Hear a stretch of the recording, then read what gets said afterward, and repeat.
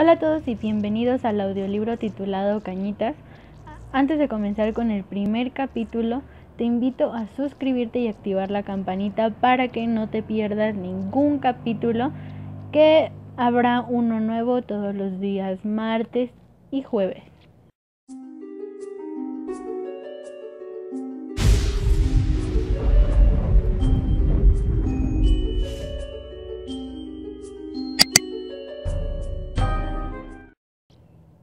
El libro de Cañitas está realizado por Carlos Trejo y se publicó en el año 2003 y está basado en una historia real de los años 1982. Prólogo. Durante la historia de la humanidad se ha escrito y se ha hablado de fantasmas, duendes y brujas, de leyendas de ultratumba y dimensiones desconocidas paralelas a la nuestra. Dentro de los libros se encuentran narraciones que dan testimonios de gente que fue brutalmente quemada por practicar brujería y magia negra, o por invocar al mismo demonio. En nuestro México aún recordamos los horrores de la Santa Inquisición, y a la fecha todavía existen cultos y religiones que lo siguen practicando. Con el tiempo surgió un estudio o ciencia llamado parapsicología, la cual se encuentra desconcertada por tantos relatos de gente que directa o indirectamente han pasado por experiencias sobrenaturales, teniendo como base las narraciones de una o varias personas. Esta ciencia se encuentra actualmente confundida por un caso que se manifestó en pleno Distrito Federal en el año de 1982, teniendo como testigos a una gran cantidad de personas. Debo insistir en que se trata de una historia real, no es producto de la imaginación. No sabemos qué la provocó y no tratamos de convencer a nadie, pero las consecuencias e impresión de lo que aquí se narra aún tiene efectos sobre las personas que intervinieron y tuvieron la suerte de sobrevivir. Este fenómeno sobrenatural ocurrió en una familia que se encontraba ajena a todos estos sucesos y que nunca se imaginó vivir una tan aterradora y escalofriante experiencia, que además marcaría en forma dramática sus vidas. Una familia que hubiera rogado porque no fuera ni la de usted ni la de nadie, y mucho menos la mía, pero sucedió, en mi familia, en mi persona. Por lo tanto me tomo la libertad de narrarlo para que usted, amigo lector, lo juzgue y esté consciente de que puede ser víctima de lo mismo. Y pues, así empezó todo. Transcurría el año de 1982. Yo vivía con mi esposa Sofía, de 18 años, y mis hermanos Jorge y Luis, de 12 y 14 años respectivamente. Llevábamos una vida normal y tranquila. Sin embargo, tengo que decir que para mi hermana Norma no lo era. Para entonces ella contaba con 19 años de edad. Por haber contraído matrimonio muy chica, se encontraba rodeada de problemas con su esposo, teniendo como consecuencia un refugio amoroso con otro hombre de nombre Emanuel. Por esa fecha me encontraba trabajando en una tienda de tela, en el departamento administrativo. Mi jefe inmediato era un joven llamado Fernando. Corría el mes de abril del año mencionado, cuando Norma y Emanuel se presentaron en nuestro domicilio. Nos pidieron les permitiéramos alojarse en casa, ya que tenían deseos de vivir en unión libre y posteriormente casarse, en cuanto Norma obtuviera el divorcio. Sofía y yo no pusimos ninguna objeción. Durante ese mismo mes, Fernando y yo hicimos una gran amistad, por lo que me confió que dentro de poco tiempo no tendrían dónde vivir, ya que su contrato de arrendamiento estaba por vencerse. Me pidió como favor le permitiera vivir en la casa. Obviamente no se lo negué, y con esto se instalaron los tres más o menos por la misma fecha. Estas personas, aparte de Jorge, Luis, Sofía y yo mismo, 7 personas que nunca sabré si el destino nos juntó o tenía que ser así. Todo parecía normal. Con el transcurso de los días, Norma empezó a narrarnos la absurda historia de que uno de sus novios de la secundaria, de nombre Isidro, se había matado en un accidente automovilístico, historia que yo nunca creí, ya que el famoso Isidro era amigo mío y nos frecuentábamos. Sin embargo, nunca traté de desmentirla, pensando que estaban inventando esta historia por darle celos a Emanuel. Tal fue su autoconvencimiento que la llevó a conocer a una bruja de nombre Margarita, quien se encontraba viviendo en el centro de la ciudad. Al tener contacto con ella, le pidió una lectura de cartas, estando presentes Emanuel y Fernando, quienes habían iniciado una gran amistad.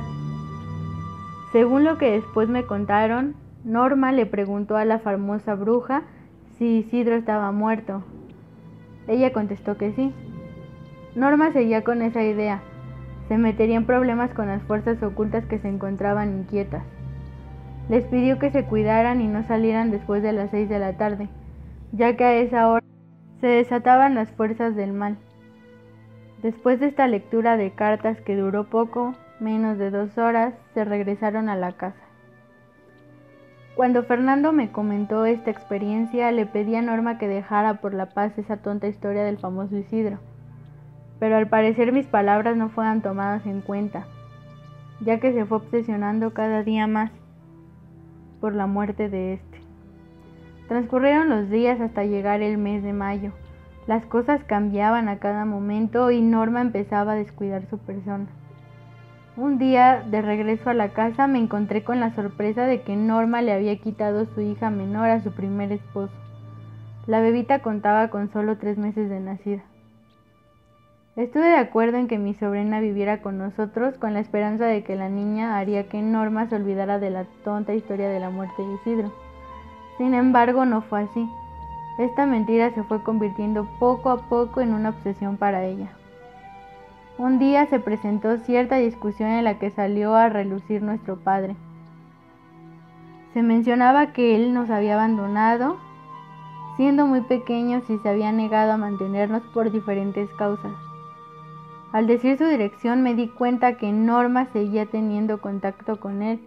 Le pedí que fuéramos a su domicilio, el cual se encontraba por el área de Satélite en el Estado de México.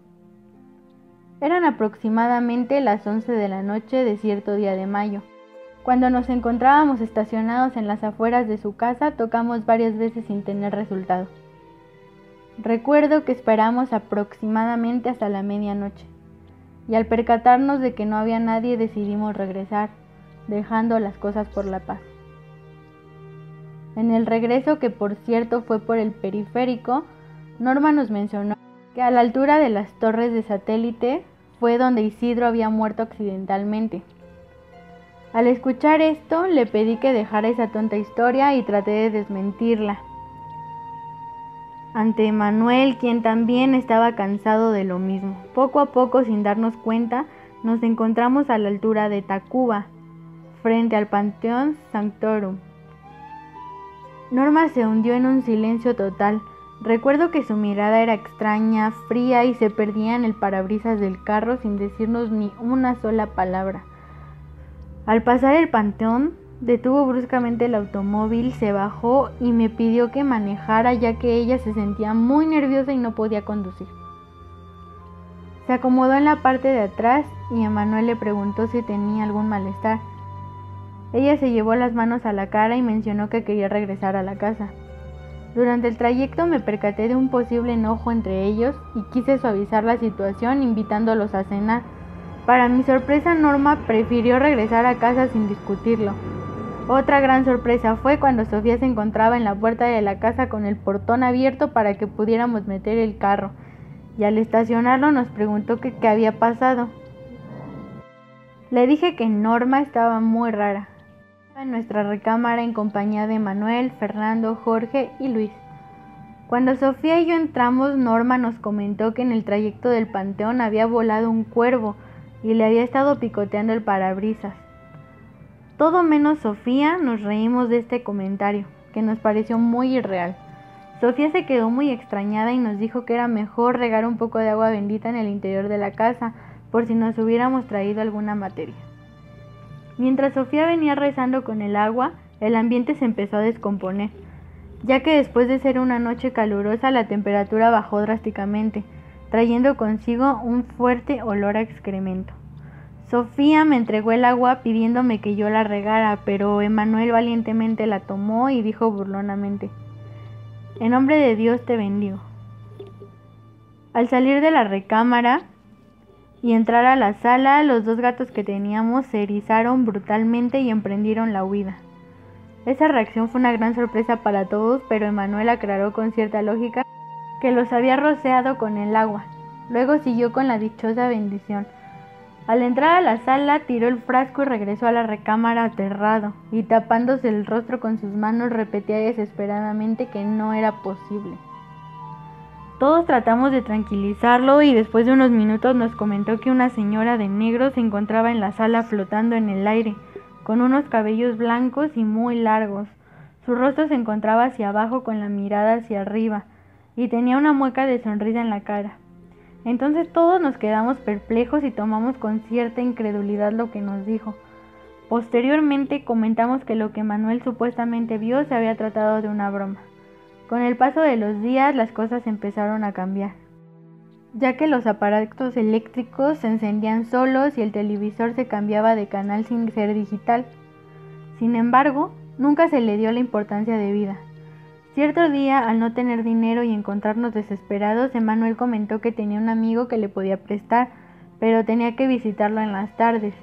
Fernando le recordó con cierta burla que la famosa bruja que habían visitado les había advertido que no salieran después de las 6 de la tarde, porque de ser así podrían correr algún riesgo.